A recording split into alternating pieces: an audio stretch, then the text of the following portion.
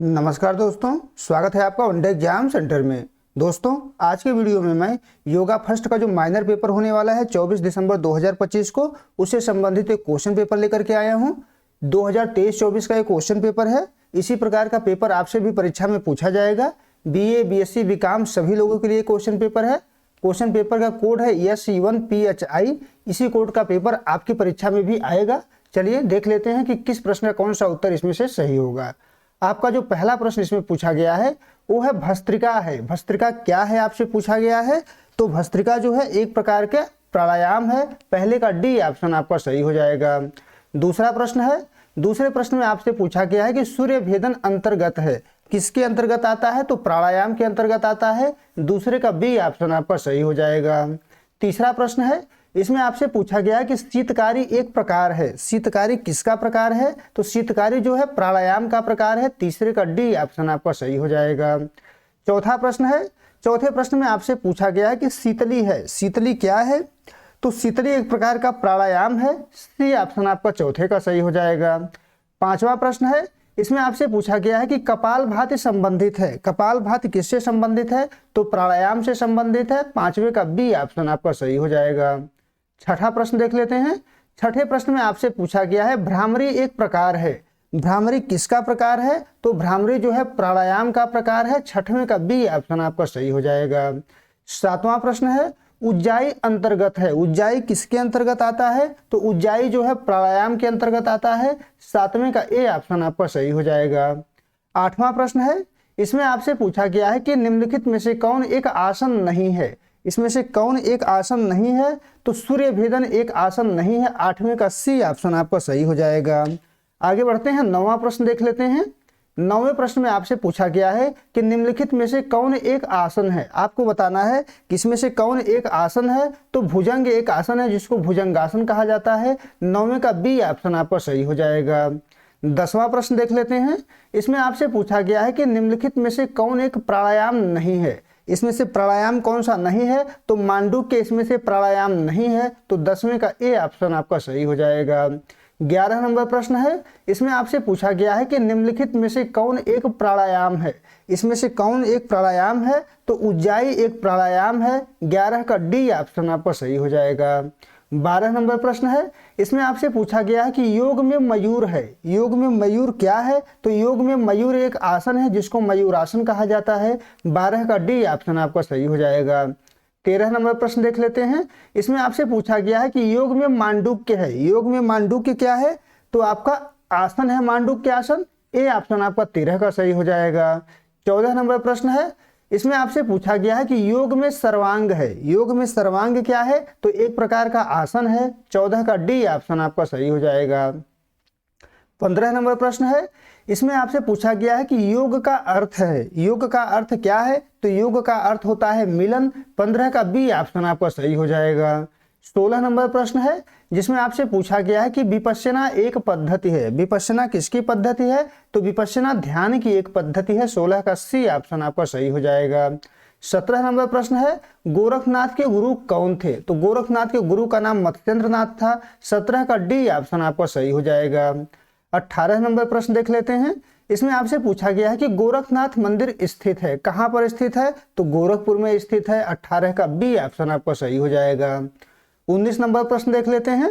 इसमें आपसे पूछा गया है कि किसने समग्र योग ध्यान पद्धति प्रदान किया। यानी समग्र योग के जन्मदाता एक तरीके से कौन है। तो श्री अरविंदो हैं। ए ऑप्शन आपका 19 का सही हो जाएगा।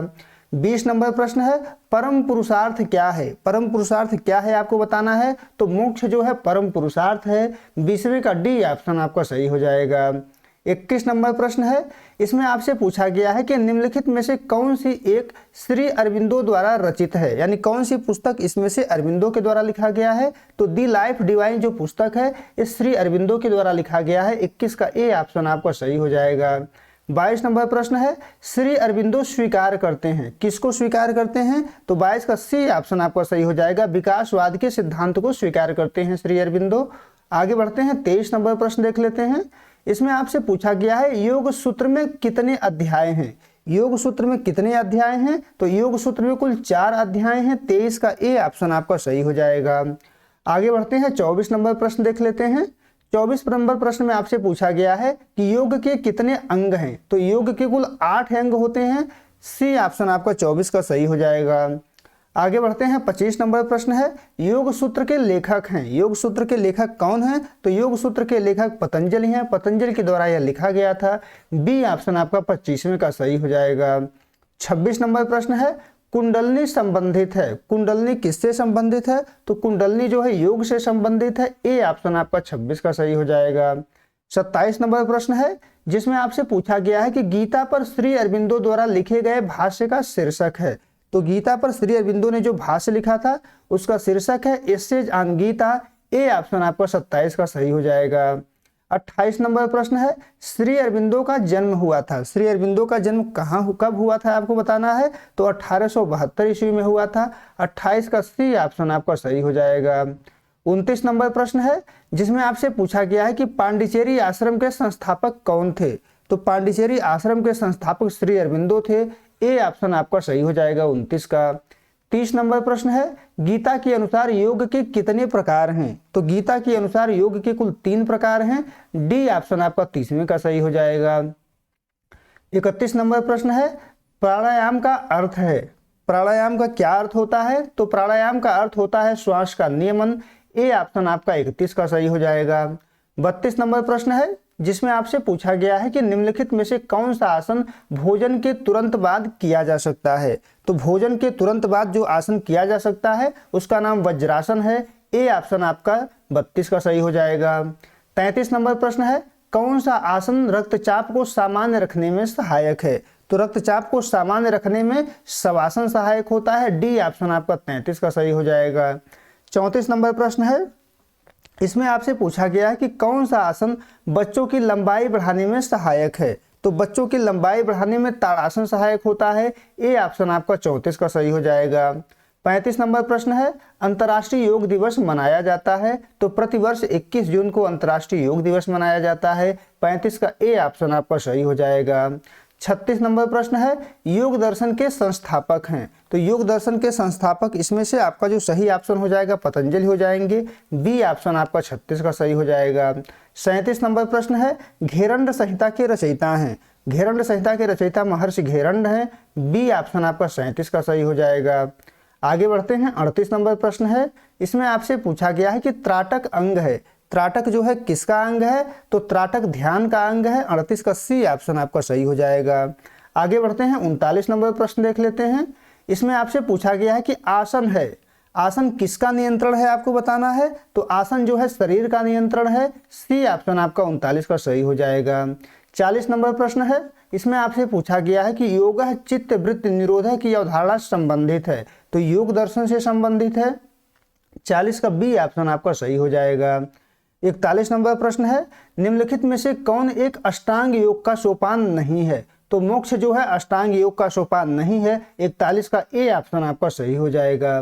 42 नंबर प्रश्न है, क्रिया योग की अवधारणा संबंधित है। क्रिया योग की अवधारणा किससे संबंधित है? तो परमहंस योगानंद से संबंधित है। ए ऑप्शन आपका 42 का सही हो जाएगा।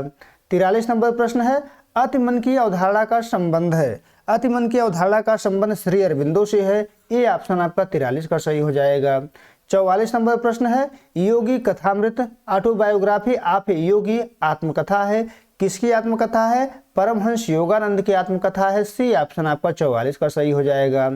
45 नंबर प्रश्न है, सुखासन और चक्रासन मुख्य रूप से किस रोग में लाभ पहुंचाते हैं? तो सुखासन और चक्रासन सभी में लाभ पहुंचाते हैं। कैंसर में, अस्थमा में, पेट दर्द में। तो डी ऑप्शन आपका सही हो जाएगा, उपर्युक्त सभी। 46 नंबर प्रश्न है, योग की उत्पत्ति किस देश में से हुई है? तो योग की उत्पत्ति भारत में ही हुआ है। सी ऑप्शन आपका 46 का सही हो जाएगा। 47 नंबर प्रश्न है, योग करने का आदर्श समय कब होता है? तो योग करने का जो आदर्श समय होता है वो सुबह में होता है। ए ऑप्शन आपका 47 का सही हो जाएगा। 48 नंबर प्रश्न है, शरीर में स्थिरता मुख्य रूप से एकाग्रता लाने के लिए शरीर को एक विशेष मुद्रा में रखना क्या कहलाता है? तो आसन कहलाता है। ए ऑप्शन आपका 48 का सही हो जाएगा। 49 नंबर प्रश्न है, भुजंगासन निम्नलिखित में से किस मुद्रा को प्रदर्शित करता है? तो कोबरा की मुद्रा को प्रदर्शित करता है। सी ऑप्शन आपका 49 का सही हो जाएगा। 50 नंबर प्रश्न है, सूर्य नमस्कार में प्रथम आसन का क्या नाम है? तो सूर्य नमस्कार में प्रथम आसन का नाम प्राणायामासन है। ए ऑप्शन आपका 50वें का सही हो जाएगा। उम्मीद है दोस्तों आपको ये वीडियो पसंद आया होगा। अगर आपको ये वीडियो अच्छी लगी तो हमारे चैनल को सब्सक्राइब कर लीजिए, वीडियो को लाइक और शेयर कर दीजिए। बहुत बहुत धन्यवाद।